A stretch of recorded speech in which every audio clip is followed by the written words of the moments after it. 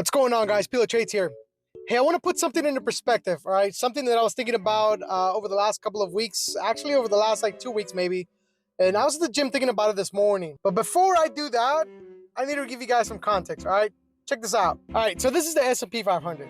These are the top 500 companies in the US, right? This is a benchmark. This is a almost like a signal, right? This is your indicator of how the market is doing. Now, if you look at just the very end, right, you'll see in the March time frame, or towards the end of February, beginning of March, you see that drop, right? So let's take a look at that a little bit closely.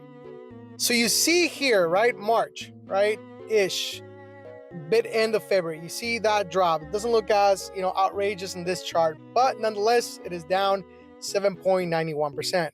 Now, I want to say for those of us, right, that have been in the market for a while, but I don't even think I'm included in that, because I've only been investing for, I don't know, like the better part of like 6, maybe 8 years, but usually you learn this, around the 10-year mark or more, right? So this is like very, very experienced investors. And I want to stress the word investors, all right? People that invest. This is a long-term game. This isn't people that do options. This isn't people that do, we call them traders, right? Like they trade. That, in my eyes, that's gambling, right? That's like gambling with style, right? That's like gambling plus one, right? Plus that extra step. I don't do that. I don't gamble. I don't do trading. I don't do options, even though I am in covered call ETFs. But nonetheless, the main thing about this channel, what I like to promote, is long-term investing. Now, with that in mind, the thing that you learn with a long-term mindset and over, time in the market, remember, time in the market, not trying to time the market. The one thing you learn is that every every recession, every drop, every correction, every time we have a strong or a big, very, very prominent bear market, there's three things that I hear all the time from people that are either not in the market or people that are in the market that don't have that long-term mentality. And these three things, right? Three reasons, three excuses, right? Number one, this time is different. No, it's not. It's the exact same crap. No, it's not. This is not different. We saw it in 2022. We saw it in COVID, right? We saw it in 2008 housing market crash all the way to like 2010, I believe, or something like that. We saw it in the .com bubble, but honestly, I was a little too young for that one. Nonetheless, we've seen it before. The other reason I hear a lot is we're not gonna recover, right? This time we're not gonna recover. Yes, we will. I'm sorry to break it to you, but yes, we will, right? And those examples I mentioned, are examples of how this is very, very wrong mentality. And the last excuse, it hits hard on those people that don't have that long-term mentality, right? This one is very prominent with those people.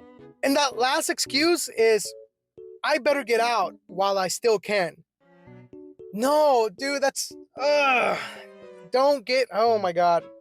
Granted, if you are in the market, right, for the long term, if you do your due diligence, if you buy, reliable paying ETFs, this is what I like to do, reliable paying ETFs with a long history, right, with no drops in the dividend payments, even if the price stays constant, right, up and down, but over the long term, constant, or if there is nothing but growth, that's the stuff that you need to keep out, right? That's the stuff that I'm talking about. Now, obviously, if you buy stuff like Genius, you guys remember that, GNUS, Genius. Now, if you buy stuff like that, or if you buy, meme coins and all this other crap, yeah, obviously you're gonna be gambling, right? That's a gamble, right? That's not real investing. I'm talking about stuff like VOO, right? VTI, right? That's the stuff, you know, reliable ETFs, right? Reliable paying stocks or ETFs or mutual funds. So I guess where I'm going with this is take this opportunity. Remember, this is something that you learn the longer you are in the market. I want to say like 10 years plus, right? I haven't been in the market that long, but nonetheless, this is something that I look into because I like to be, sure with my money. I understand there's a risk in the market, but I like to, look deeper into like, okay, how are these people making money? How are these people, you know, establishing all these portfolios or big time portfolios, or how are they establishing, generational wealth, which is something that's my goal, right? And so the deeper you start digging into it, the more you realize these people take these downturns in the market and they drop heavy funds into it, right? These are the times that if you are looking into those reliable funds, reliable securities, this is where you dump the most money in. Now, remember, guys, I am not a financial advisor, right? I am not a financial expert, right? But if I was a betting man, these are the times that I want to consistently, right? Consistently. You heard it all. You heard it over the last couple of months that, oh, Apple is overpriced. Tesla's this, the market, Magnificent Seven, right? Everything's overpriced. And true, right? Yes, it was expensive to get into Tesla. Look at Meta. Meta, I don't know if it reached 1,000, but I think it was close to reaching $1,000 per stock. Who's going to be buying Meta at $1,000? Not me, right? And I think that the average investor is not going to want to buy Meta either at that price, right? So you wait for the downturn, right? Those of us that are patient in the market get the best gains out of it. Now, take this for what it's worth, guys. I don't want to tell you what to do. I don't want to tell you how to invest, but that's what I'm doing, right?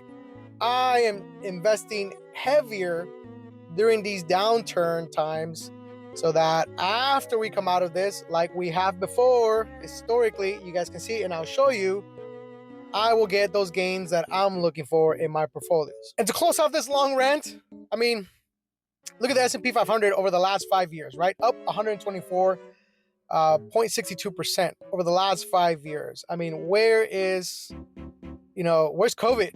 If it wasn't for the timeline, if it wasn't for the time, you could see, actually, yeah, you can see it, 2020, boom, tiny little dip compared to that growth up until 2022. The drop in 2022, where is it? I mean, it doesn't look like much of a drop compared to all those gains in 23, 24, and up until 25. And I guarantee you that another 2, 3, even 5 years from now, 2025 is going to look the exact same. It's going to look tiny compared to that growth that we're going to see afterwards. And if that 5-year chart didn't convince you, look at it all time, right? This is the most we can track the S&P 500, 31,453.74% up all time. This is from 1984, right? November 30th, 1984 till March 12th, 2025. I mean, this is why, right? This is why you don't time the market, right? This is why timing the market is not the way to do it, right? You have to have time in the market. Thank you for watching, guys. Remember, keep dollar cost averaging, keep investing. Till next one, take care.